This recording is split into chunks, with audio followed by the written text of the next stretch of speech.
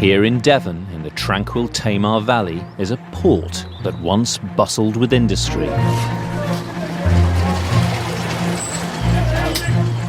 Overground, farmers supplied Britain's growing towns and cities with fresh produce.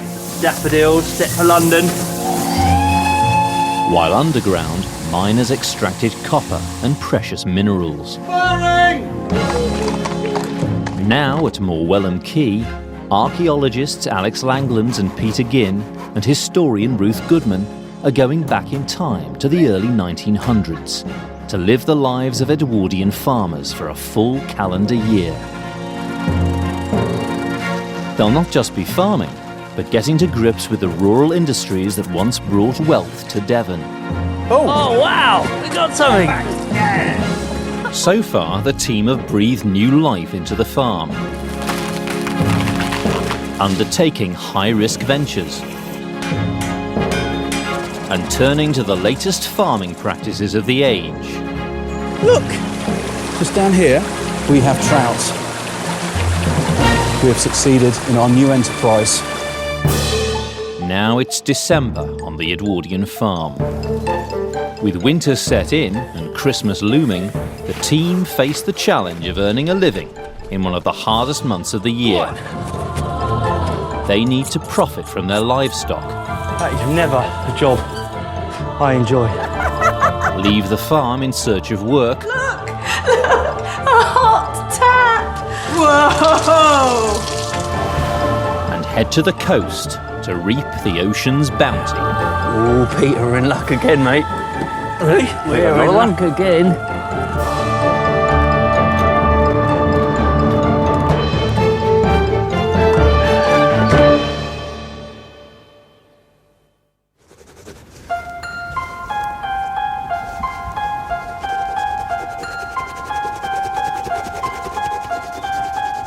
The dawn of the 20th century brought great changes to society. The Industrial Revolution had enticed rural workers away from farms to the cities, with the promise of higher wages and a better standard of living.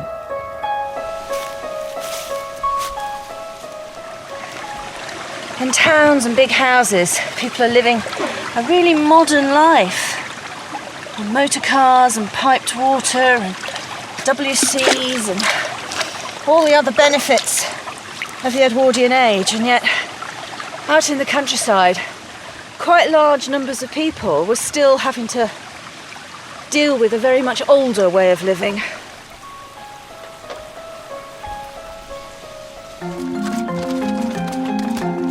With poverty rife in the countryside, Edwardian farmers often had to find work away from their land. In the Tamar Valley, many took advantage of the North and South Devon coasts to profit from the county's other great industry, fishing.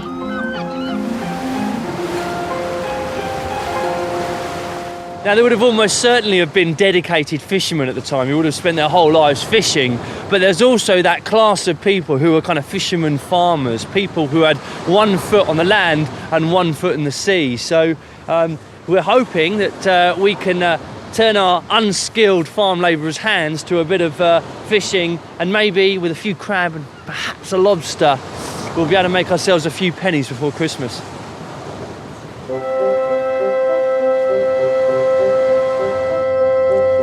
It wasn't just men who had to look for extra work. In the age that gave rise to the suffragette movement, Ruth is also hoping to earn her own wage away from home. Oh, we've got the sunshine. Excellent. For many women in rural areas, getting to work was made possible by the mass production of an easy mode of transport.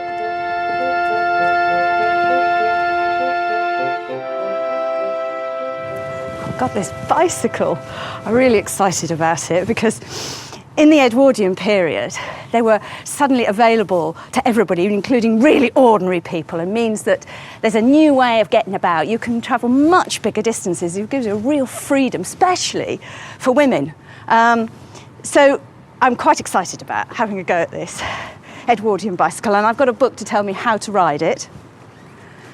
Here we go. It's under B for bicycle. There we are. Bicycle. To ride. Mount the machine from an elevation.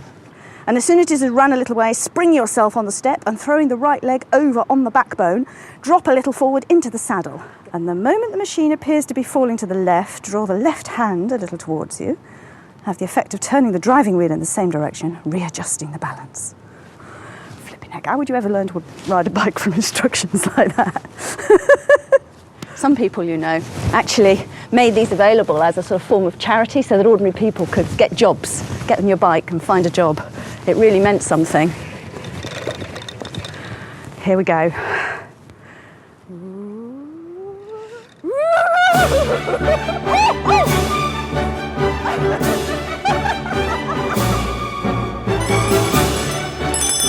Watch out, mad lady coming through.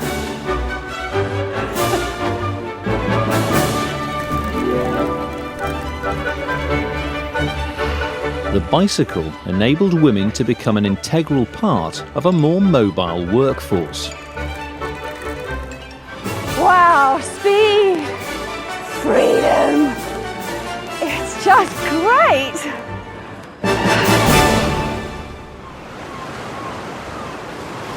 Before Alex can take to the seas to fish for crabs and lobsters, he'll need the right equipment. He's come to meet Cornish fisherman and craftsman Nigel Legg. Nigel's been making traditional lobster pots for over 40 years. He weaves them using willow, or withies as they're known in the trade. Fishermen have been making lobster pots in this way for over 150 years. Hello, Nigel. Hello. Nice to meet you. And you? So this is the lobster basket then? Well, lobster pot. A lobster pot, Yeah. Sorry. Yeah, we very, very keen to get out fishing, but we need some traditional lobster pots, as you say. Right. Well, you've come to the right place and right time of the year, so we can have a go at making one if you want. Yeah, jolly good. Where are you starting? You're actually starting almost sort of at the top of... You start at the top, you bind the mouth, Yep. make the mouth, then everything's sticking up in the air now like a big shuttlecock. Yep. And then we pull the withies down Yeah. and tie them into the stand. Then you'll get the actual shape of the pot. Ah, right. And then you start off binding and just gradually get bigger and bigger and bigger as you go around. Let's have a look then Well, at the we'll, master at work. Well, I don't master, but the binding now is getting a little bit small, so I'm just going to add a couple of withies to it. Right, so okay. Just cripple the ends like that. Cripple the ends. Yeah, just bend them. Right. Bend them. And you'll trap them under that bar there, so they're in underneath now, trapped, so they can't come out. And then just Yep. catch this one hold and Okay. like that. Give it a twist, right. It's always the way with these crafts. I get these fantastic windows into the crafts world, and I think to myself, God, I'd love to do that, but you know, crafts are like this are really, you know, a life's work. Well, it's a little bit of fun now. It's still hard work, but years ago it certainly was different now. You had to do it because it was, if you didn't make pots, you didn't go fishing. Yeah, of course. And you had the old man there sort of giving you a swipe with a withy, occasionally every time you got it wrong. So it was, He's not there now, is he? he in here now, no. Right. Once Nigel finishes binding the sidebars, he's ready to weave the bottom of the pot. Just grab a handful like this, Yeah. in underneath there. Right. You can see the shape of the pot coming now. Yeah, definitely. You see a lobster in there yet? Not yet. Go putting the bottom in there. Right, okay. So the whole thing is woven together in effect. Okay, well all we're doing now is going towards the middle. Yeah. Peter and I are quite anxious about this. You know, how long are we going to have to sort of spend on the coast, fingers crossed, waiting for that lobster? This time of year, about 3.5 months, is it? No. No, if it was fine weather, I wouldn't be surprised to have a catch of 4 or 5 crabs and 2 lobsters. I wouldn't be surprised. So we could come good here. It could do, yeah. I also wouldn't be surprised if we didn't catch anything. Oh, it's closing it all up. Yeah, just tighten all that. Brilliant. Well, that's your pot. There it is. Down to you now. Yeah. I can't do no more. Right, good luck. Well, thanks ever so much for your time, Nigel. That's right, no problem. It's been a real pleasure.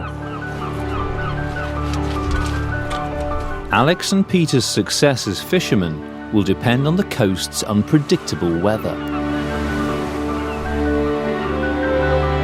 They've agreed to exchange their labour for a share in the catch with Brixham fisherman Bill Wakeham.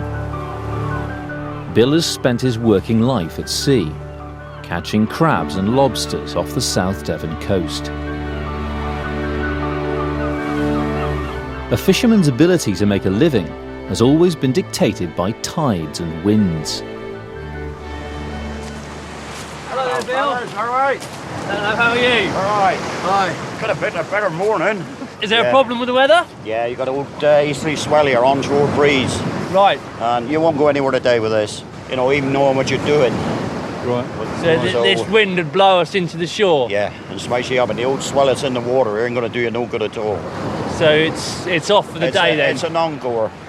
That's a real shame. Yeah, it is. Put it this way, you're better off a starving fisherman than a dead one. Do you think this will last for long? Well, I'm hoping not. You know, it can be here for a week, 2 weeks, 3 weeks even. What we do then is vice versa. I'm going to look for a job on a farm if it goes all too long. Yeah. Can we leave this with you then? And if you get a chance to stick it out in the next few days Yeah. or weeks, and then maybe we'll come back and give you a hand hauling them out. Yeah, no trouble at all. Okay. And what you get out of them is yours, sort of thing, you know. Great stuff. Well, look, hopefully we'll see you in the next couple of weeks. lads. Cheers, then. Take care.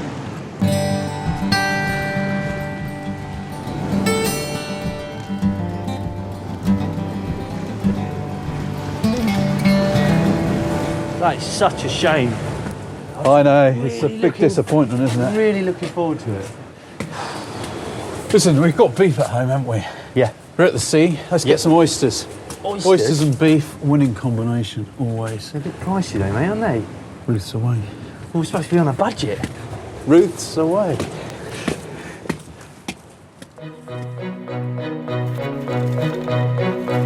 Like many Edwardian women, Ruth is after part-time work as a domestic servant.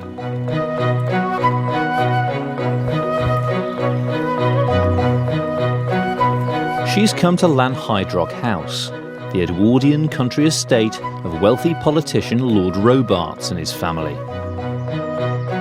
In its heyday, as many as 80 part-time and live-in staff were employed to look after the house. At times of year when they've got special cleaning to do, special preparations to do, it was usual in the Edwardian period for other people to come in and help do a bit of charring or so forth. A bit of extra money.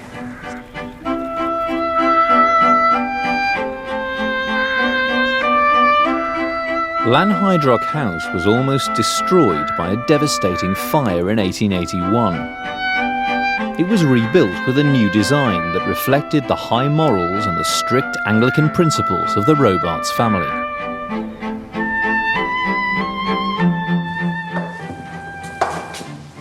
Gosh, this is quite some house and quite some kitchen. Today, Lanhydrock is managed by the National Trust, and its curator is Paul Holden. What's this book then? This is Robert Kerr's book, A Gentleman's House. And Lanhydrock House was based around this. It was laid out to achieve high moral planning throughout the house and the segregation of male and female within the staff quarters as well. It actually says here, and I quote from this, "The working rooms of men ought to form one division and those of the women another." Wow, so completely separate. Complete segregation. This family were an extremely high Anglican family, and they really didn't want anything going on under their roof that they couldn't explain. And then it goes one stage further again, in that leading away from the kitchens, you've got a stone staircase for men leading up to their quarters, and a wooden staircase for women leading up to their quarters.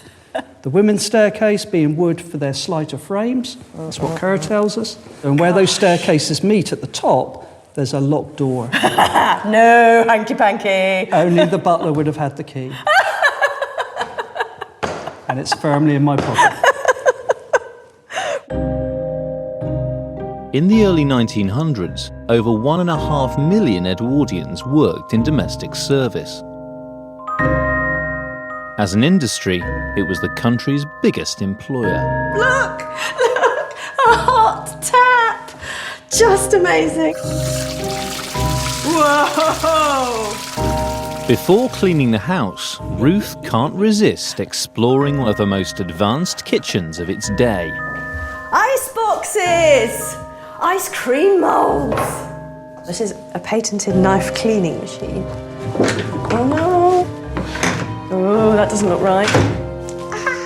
Never was any good with machines. Oh, there is. It's a dairy. So it's all here. Everything's here. Absolutely everything you'd want. In wealthy Edwardian houses, few women were ever employed as head chefs. But there was no shortage of less glamorous jobs. This is where I really belong, isn't it? In the sluice room. Lowest to the low.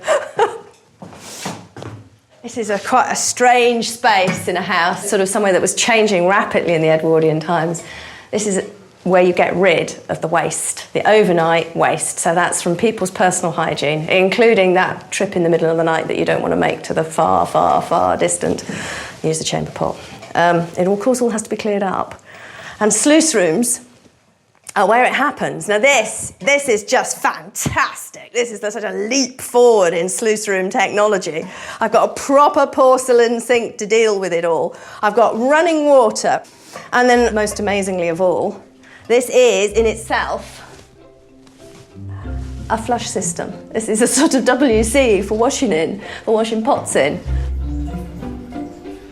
By the start of the 20th century, flushing water closets were being widely used in wealthy Edwardian houses. If it's more than you might imagine, then we've got the cistern. Although systems varied greatly, the most commercially successful was the valve and siphon design, invented by Thomas Crapper. And this wasn't the only innovation that promised to revolutionise domestic life. And there is the future. Look at that. Gosh. The Star vacuum cleaner. That's the carpet end. And then we've just got a cylinder that you pump up and down like a churn. Oh my giddy aunt.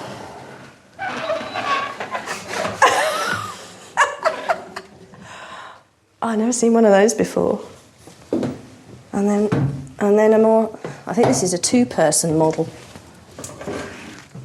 One to hold the hose, and one to make it work.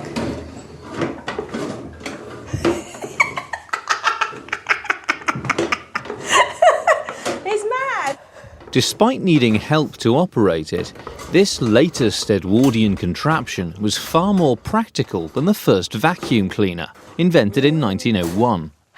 That required horsepower, a petrol engine, and 6 people to feed long hoses through windows. I'm definitely going to need somebody else to help me with this.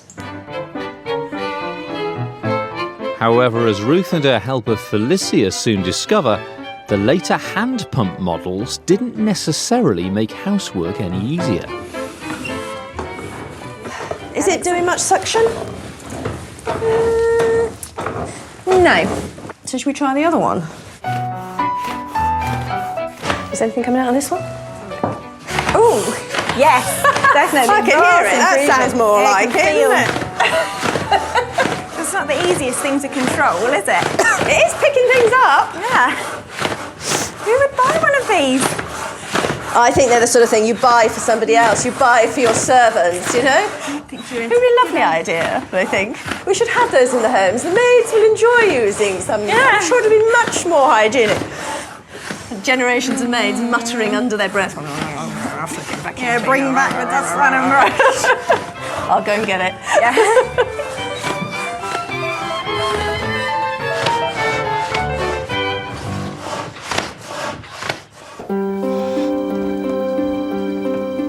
Often working up to 17 hours a day, a female domestic servant could expect an income of only £16 a year.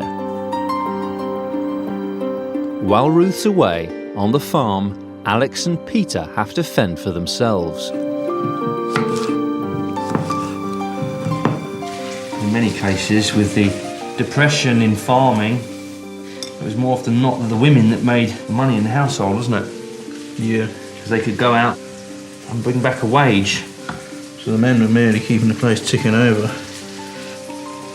I wonder if Ruth will send back her earnings to us. Support our drinking and gambling.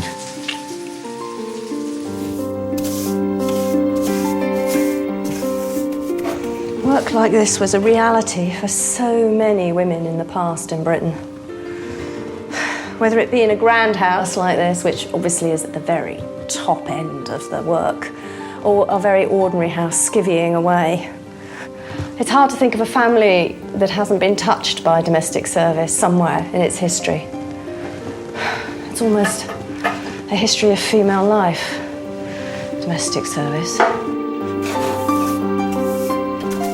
In Ruth's absence, Peter is attempting to cook carpet bag steak, a popular recipe of the time.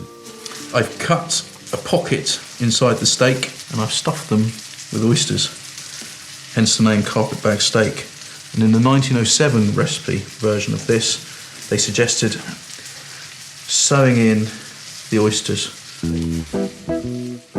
For centuries, oysters had been a poor man's dish.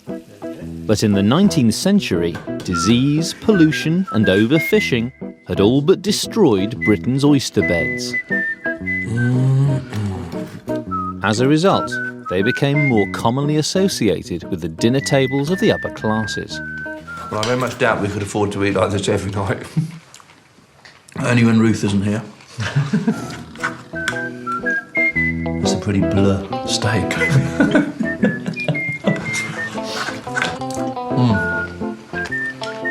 No, I like my steak blue. Just slightly worried about the oysters. Here's to our lads' night in.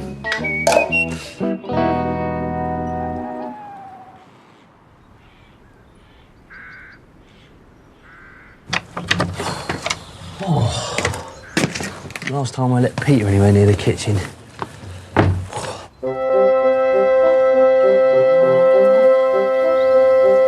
With little prospect of work on the coast until the weather improves, Alex and Peter must tend to the farm.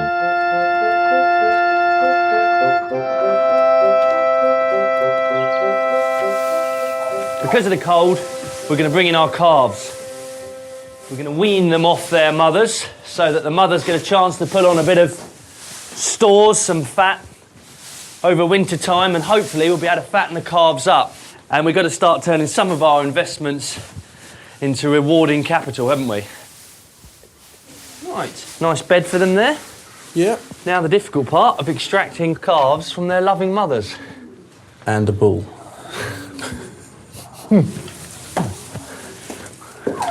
Right, where are they? They're up the top there, aren't they? Separating last season's calves from the herd is a tough yet essential job. See, they already know, don't they, that... Yeah, they know something's up. The cows are pregnant again. Weaning the older offspring allows the mothers to use their fat reserves over the winter to produce new healthy calves next year.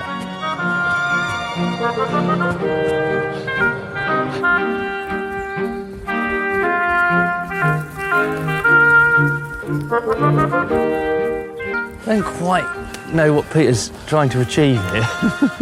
Should he actually catch the animal, what on earth he's going to do with it when he gets to it? What are you going to do, negotiate with it, Peter?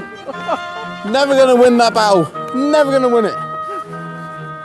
Careful, mate, you look like you need a chair.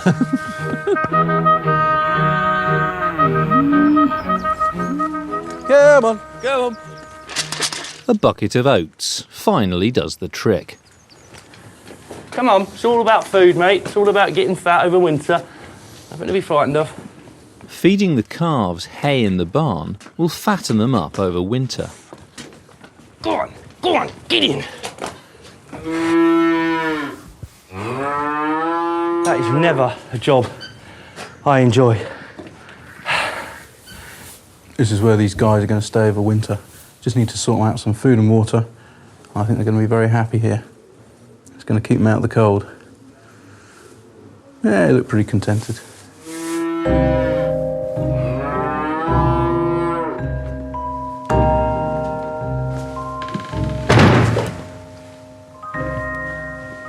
supposed to be seen or heard. It's supposed to be a magic cleaning fairy.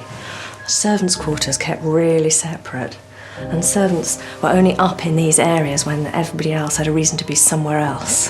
If I hear or see anybody coming, I'm supposed to dive out of sight.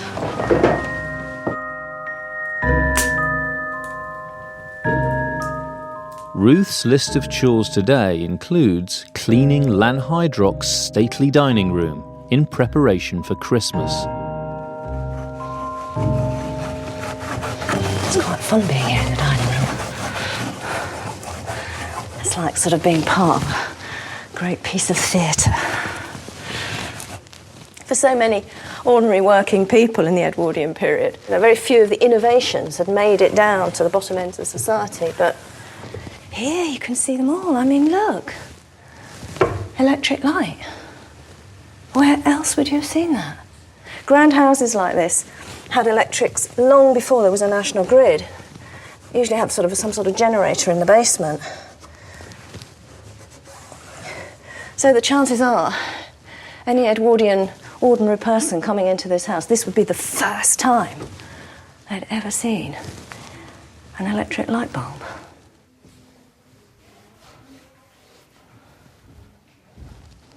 This is a furniture polish I'm using. It's made of linseed oil and then a splash of gin and some black treacle. And the black treacle helps to give it a very warm colour, which is good on this darker furniture. And that slight stickiness helps too for the polishing. Brings up a really good shine. And the alcohol, well, that's sort of there as a sort of binder to make it easy to go on. And then it also makes it easy to develop a shine because it evaporates off, leaving less on the surface. It's a really simple polish, but very effective.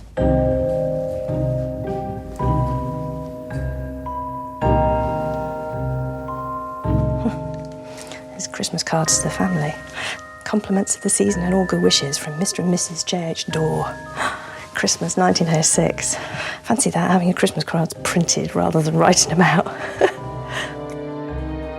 By the 1900s, it had become a custom in wealthier households to send printed Christmas cards, made possible by a cheaper, more reliable postal service. May the ideal of chivalry, the threefold, loyalty to God, to King and to your fellow men, be the guide of all your actions during the coming year. That's fantastic. Oh, look. Oh, how appropriate. It's from a Mr. and Mrs. Glassick from Tintagel. An Arthurian Christmas card. Benedictus Dominus. For the wooden panelling, Ruth uses another popular cleaning product. You don't want a high polish finish in the same way as you do on furniture. You just want it clean. So the best way is a cloth well run out in warm beer. It's just acidic enough to lift any grease. So you're going to get all the coal smuts and dust off. And when it dries, it leaves a very, very, very light stain. You do, of course, have to air the room rather thoroughly afterwards, otherwise you'll smell like a brewery.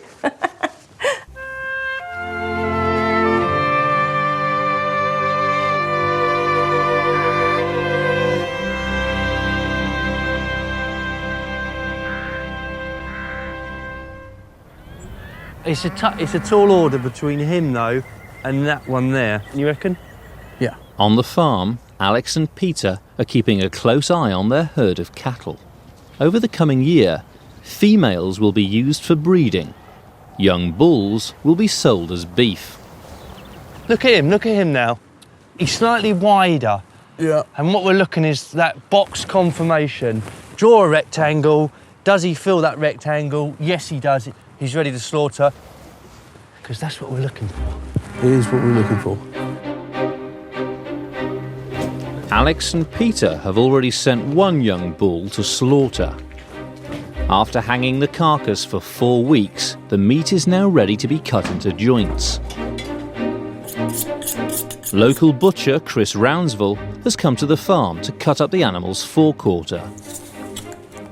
This is the shin. This is the shin, which is the front leg. And that's used for stewing. And that's the, as such, poorer quality stewing. It's a pretty lousy cut. But it's the tastiest if it's cooked right. Right. So this we're taking off here. This one here, we call it the box eater. That can be sliced up for chuck steak, or we're going to roll it for a roasting joint. Right. So at the moment we're sort of working our way up. We started with the shin and the neck, which are pretty lousy cuts, aren't they? The further up, the better you get. The better you get. Okay. Yeah. Separate the ribs from the brisket now. Right. The brisket joint is taken from the breast section, beneath the cow's first 5 ribs. These bones here certainly would have been boiled up for soup. The brisket is one of the cheapest beef cuts, requiring slow cooking for the meat to be tender. Wow. At the turn of the century, you're having animals butchered for the marketplace. It's not necessarily for consumption on the farm, is it? No. You probably would have gone around with a cart and sold it off to the local villagers, and they didn't have fridges and freezers back then, so yeah, they would have probably slaughtered an animal, butchered it up, and then all the villagers would have come round and... So it's almost to order in many ways, isn't it? Yeah, they would have come and had a little piece each off it. Yeah. Facing stiff competition from abroad with traditional crops such as wheat, the Edwardian farmer could still get a healthy price for beef. Then we will remove the ribs. I mean, today, how much would a bullock slaughtered and on the butcher's counter with all the work done, how much would you be getting for it? Depending on the size, between £1,500 and £2,000. Right. There's a lot of expense to come out of it. Refrigeration costs, your waste disposal costs, slaughter cost. That's today, though, but of course in Edwardian times... They would have just slaughtered it themselves, so... Yeah. So it's quite a nice earner then, actually, isn't it? For an Edwardian farmer, the proceeds from the sale of a single bull would have been equivalent to a month's wages. And we're going to put a cut sort of halfway up. In those bones, you'll see there's a little soft centre. Yeah. That's your marrow. Now, when that's been opened up, that will help the marrow to come out and flavour the meat. Right, OK. Right, so that's number 2.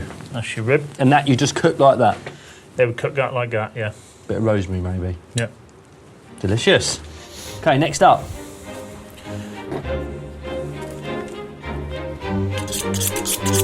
As well as making money from its meat, after slaughter, the bull's skin, or hide as it's known, would be sold to a nearby tannery to be turned into leather.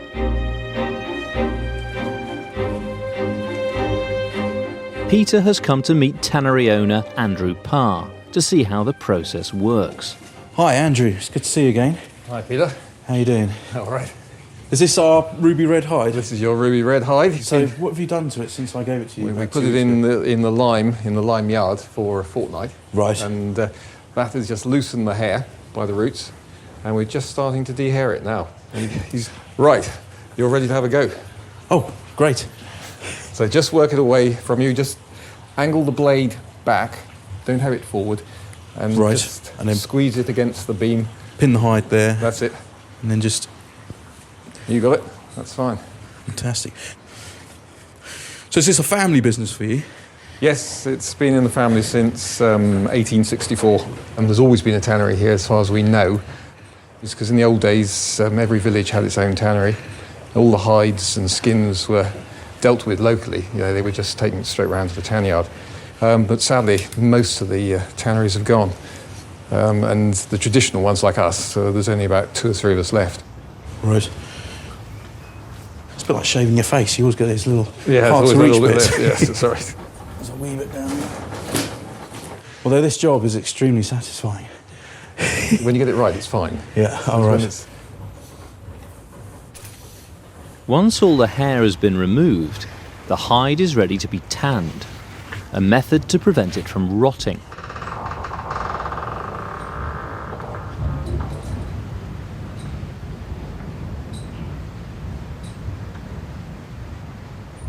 Hides are attached to a frame in a weak mixture of water and oak bark. It's then agitated constantly by a giant water-powered stirring machine. We're taking a raw hide, which is all putrefiable, can go off, and we're converting it into leather. And you can't reverse the process. Whereas if you've cured a hide with salt or dried it in the sun, that's reversible. This isn't, so it's a sort of magic. It's what we call an alchemy. It goes in there for 12 months, comes out as something else. The soaked oak bark contains a tanning agent, which produces the chemical reaction that converts the hide into leather. At Andrew's tannery, a water wheel drives a machine to grind up the bark. You break it up. Yeah. And then we're going to just feed it into the grinder like that. It goes through the first grinder, down the chute, and into the conical grinder. It'll come out as little pieces of bark.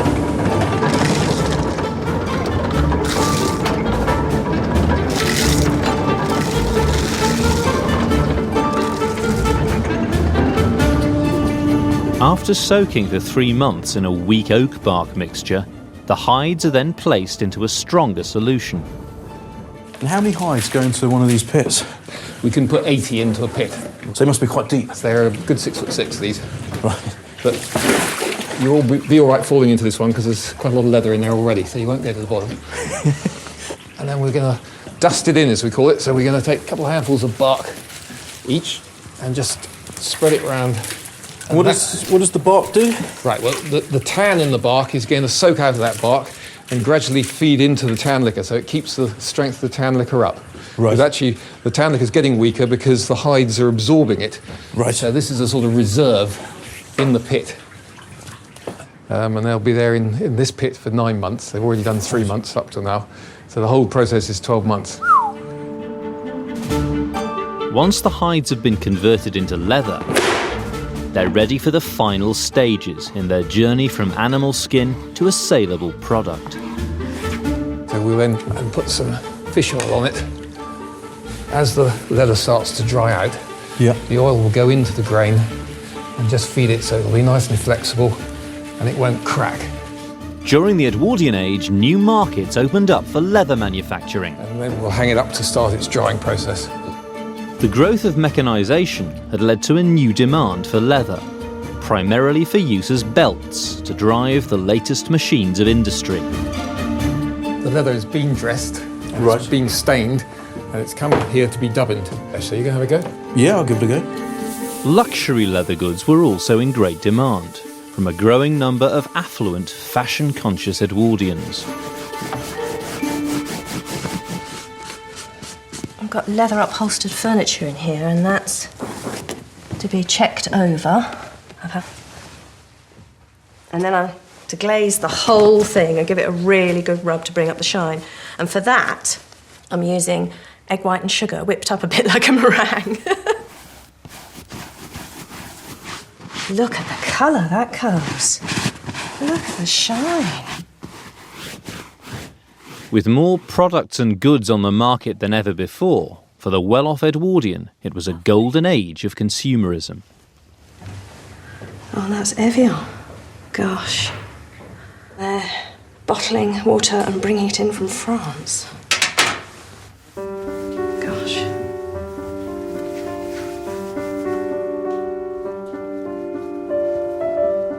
The Edwardian period is the last great blast of country house living, when the money was there, the estates, the power were all still in place. This enormous division between this sort of way of life and everybody else. At its most extreme, perhaps. Here I am, polishing silver and thinking, are we going to have anything for Christmas dinner?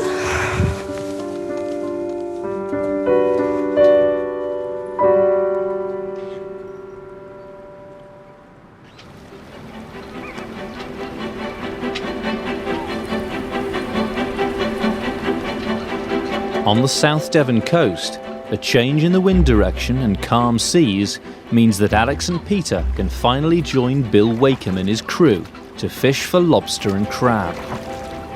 Hello there, Bill. Hi, Bill. Hi, fellas, all right? Yeah, how are you? All right? Yeah, a lot better today.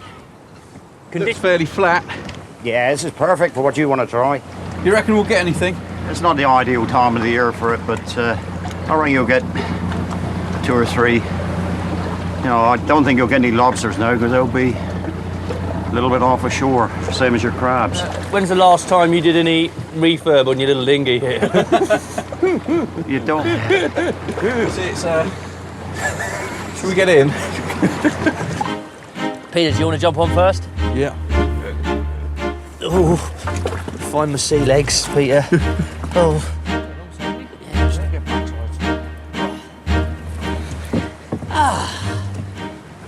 And why not? A bit of light rain. Just what the doctor ordered. 3 days ago, Bill left 6 weighted and baited pots on the seabed. So are they our first cork floats over there? Yeah. They're attached to rope and corks so that they can be retrieved. He's just coming your side, isn't he? Okay. Shall we just pull this up, yeah? Yep. Blimey. It's a lot longer than I thought it was going to be. All right, here's pot number 1. You got it? Yep. Just a minute, let me turn it. Well, we got Stones. a couple of stones and a couple of bricks in here. No, you got another pot on the end of that as well, by the way. Yeah. Oh, right, another They're pot. in pairs. Right, how's that one? Big coming. Oh, whoa, we got something, Oh, Look. hello. Hello, my little pretty. One. How do we get him out then? Just reach in and... Grab him by the back. Okay. Do you want to do this one or shall I? Go on then, in you go, Peter. Quite happy to let you do the dangerous bit. Come here. Steady, Peter. Come here. He's putting up a fight, this one. He is. Looks like he's got the better of you there, Peter. He's hanging on for dear life. This one. That's him. There he is. Oh, you got one anyway. There he is. Brown crab. That's what they're called, is it? Yeah, brown edible crab. This is- She crab. It's a she crab Yeah. because we've got a large purse in there. That's it. The male has got a very long, thin one. Yeah. And got bigger claws. Much bigger claws. Right. Well, you got a sandwich anyway, if nothing else. Right, now, you fellas line me up for the next one. Your starboard? Port. Port. Starboard? Starboard. Which is starboard is... Starboard on my left-hand side, but you always go by the boat. The left-hand side of a boat, if you think of the old rhyme, there's only a little port left. There's only a little port left. Well, we need to go hard port. Hard at port. There she is. An Edwardian fishing crew's pay would depend on the size of the catch. The owner of the boat would have the lion's share, often pocketing as much as 70% of the takings. Peter, we're in luck again, mate. Really? We're in another one? luck again. You got 2. Here we are. Hello, yeah, you have. I mean, on average, how many crabs do you get per pot? Take these You get a preens real out. good one, you know, when there's crab season, really, anything up to a dozen. Right. Yeah. Just as well there aren't 12 in here, Bill. It'll take me the best part of the day to get them out. There we are. Before the empty pots are returned to the sea, they'll need bait. Pots on. Pots on. Right. You want to put your crabs up as well? Yep. One of the crabs has died and no longer has any sale value, but it will make an ideal bait. This should be putting it onto the skewer. You call them skewers here? Yeah, we call them skewers, and In Cornwall, apparently they're called preens. well, everything's different in Cornwall. Excellent. Placed in such a location that where you've basically whatever wants to come and eat it has got to get in. It's got to get in, to go up to it. Right. You got that, Peter? If he's never done it before, it's Don't go gonna through be- your hand, Peter. Careful, they're very sharp. They are. Look, you've got that stuff on there. Oh, yeah. There we go. That's it. That's it. That's it. And then There he into the is. funnel. Right. Okay. One baited pot. One baited pot.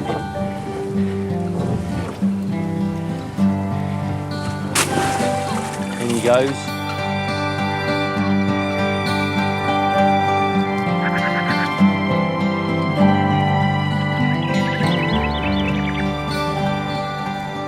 After returning from Lanhydrock, on the farm, Ruth is busy preparing for her own Christmas.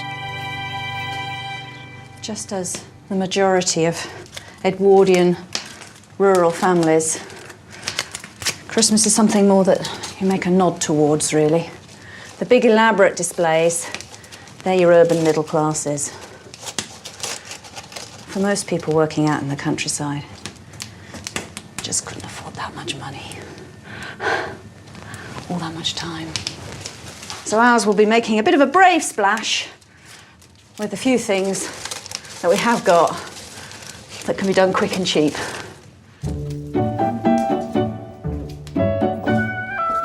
Ruth has another reason for wanting the cottage to look festive.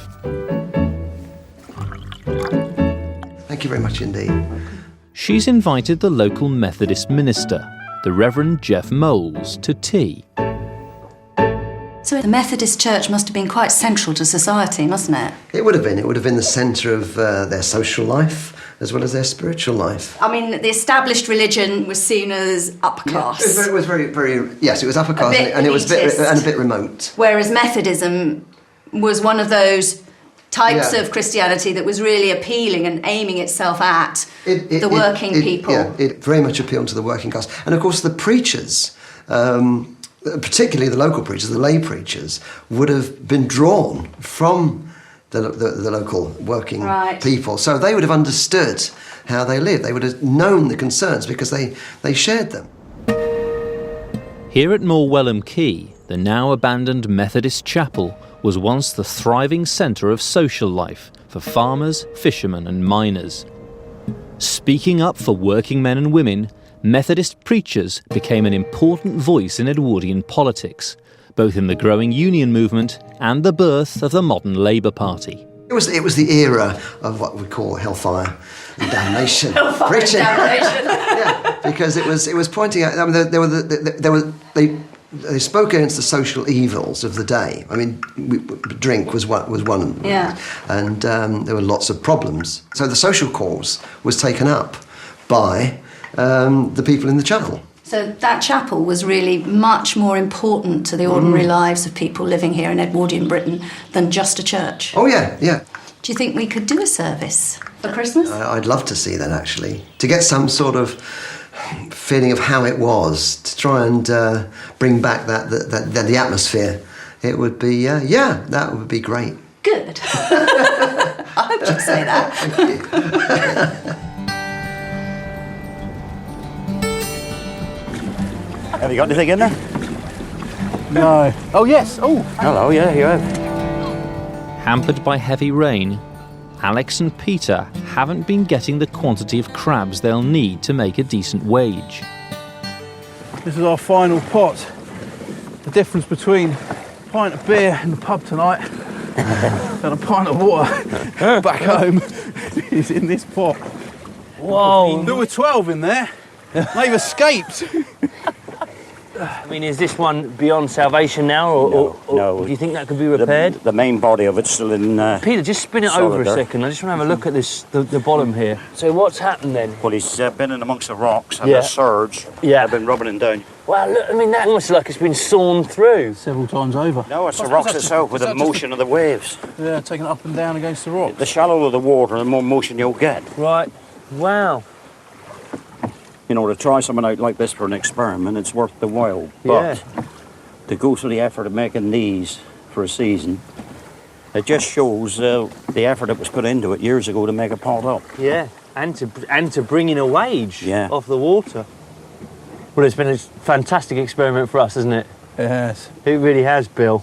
And the weather couldn't have been any better. I mean, this is ideal. It's been nice and flat. Yeah. Good done with a bit of sunshine.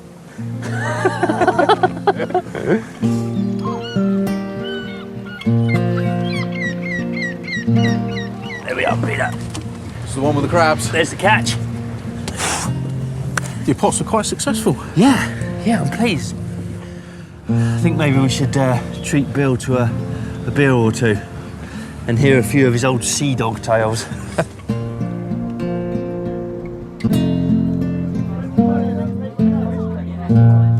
The thing is, 5 crabs, 6 pots.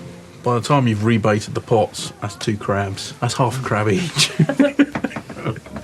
Yeah, well, you saying no without any expenses coming out of that. Yeah, exactly, Peter. You'll be you're being very as generous. if there's no overheads. Yeah, you know.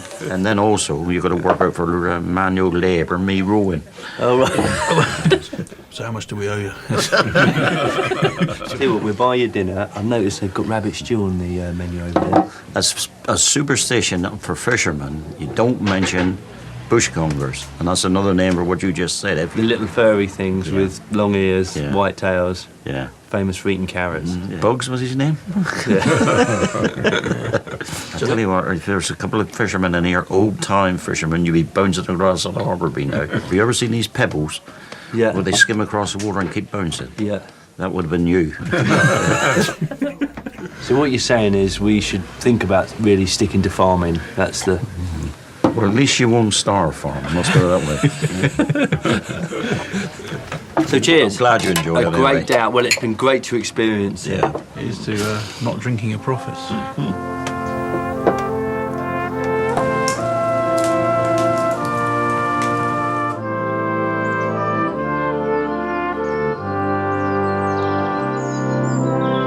On the Edwardian farm, with little income from Alex and Peter's fishing expedition, Ruth is busy preparing a poor man's Christmas lunch. Christmas dinner is going to be one of Mrs. Widgeon's recipes.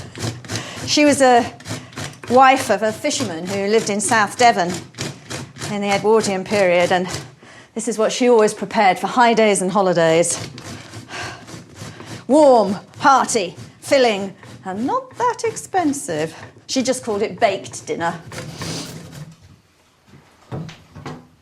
Although turkey and goose were coming down in price, beef was still cheaper. So Ruth is using a cut from the farm's slaughtered bullock to cook an alternative Christmas recipe. So you begin with a saucer full of breadcrumbs and herbs with a knob of fat. And that sits in the base of your baking tray. And then you fill the rest of the baking tray with spuds. And unsurprisingly, the spuds form the main part of the meal, so they're to fill us all up. So all around. And that a joint just sits on top of everything. And now I'm to pour in some water, just enough to just overtop the edges of the saucer. And then pop it on the range. As soon as the water starts to boil, then the whole thing goes into the oven. I'm going to do some root veg to accompany it. One pot cooking, nice and easy. Mrs. Widgeon had enough to do. She didn't do complicated recipes. Simple cookery, keep everybody going. And for us, I think it'll make a hearty, if quite frugal, Christmas dinner.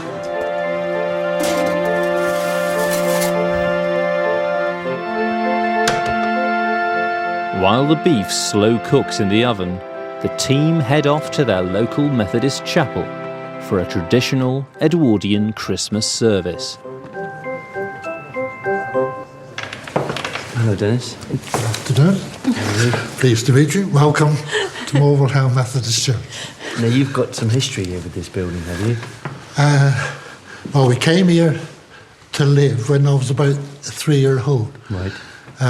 Went to school here, went to church here. And did you have a particular seat here? We had the third seat back, yeah. We had our own family seat with our names on the these little... Right. Mr. and Mrs. Jeffrey, 2 children, 3 children, whatever we were. Yeah. And we really had to behave ourselves. There was no talking when we walked into the church. That was it. Oh, right, yeah. okay, so it was church. Welcome, everyone. Welcome to our special Christmas service, a wonderful time of the year. It's wonderful to see you all here joining us in this chapel. In Edwardian times, the preaching would have been a little different. It would have been stern, evangelical warnings. So I'd like to read to you from the Gospel of St. Luke, chapter 2, verse 7. And she brought forth her firstborn son, and wrapped him in swaddling clothes and laid him in a manger, because there was no room for them in the inn.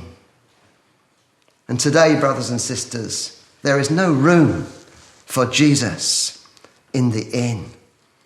The inn is full of sinful passions, evil desires, of wanton wickedness. And all of it fueled by that devil's brew. Alcoholic beverage. It dulls the mind. It dissipates the heart. It destroys the conscience. Where will you be this Christmas night? Will you be in the inn where there's no room for Jesus? Or will you be on your knees, begging forgiveness? Brothers and sisters, on this night, where will you be? Amen. Amen. Hallelujah. Brothers and sisters, let us stand to sing that wonderful hymn, In the Bleak Midwinter. In the bleak midwinter, frosty wind made moan, earth stood hard as iron.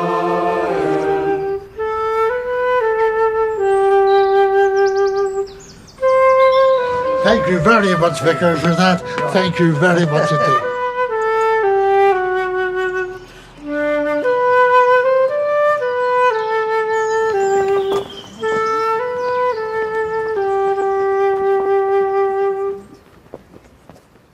God, it smells absolutely buffet. It's just what you like, Peter, nice and pink in the middle. Well, next time we earn a bit of money, we buy a serving spoon. Buy some serving spoons. Some of our enterprises have got to start paying off soon. Do you want to crack open that slow gin? Yes, I think so. Just say grace. Oh. For what we're about to drink, may the Lord make us truly grateful. Oh, comes with slows. A nice syrupy texture there. Ooh, listen to that little glug. Thank you very much. That is fantastic. I was just going to say we had a very austere supper, didn't we, in your absence, Ruth? Really? So that's why the money's down in the, No, in the cash till, it is was it? oatcakes. Oh, didn't even fire the range, did we, Peter? Nope. Lying toe-rags, a pair of you. Maybe there were a few oysters involved as well. Oysters? You had oysters? It was his idea. Nothing to do with me. Happy Christmas. Merry Christmas. Merry Christmas. We've been here for a third of our time. We have indeed. And it may be austere in theory, Ruth, but it's damn delicious. Don't taste too bad. All we need now is to strike it rich. Next time on Edwardian Farm. It's January, and the team aim to cash in on industries that brought wealth to Devon. All you need to do is find me a few tons of that, and we'll laugh it. Copper mining. And lace making. Don't turn your pillow, number 2 goes first. It's a lifetime's work, really. Some of the toughest jobs they've ever attempted. No, I think we've learnt one thing. Never grumble about farming again. Yeah.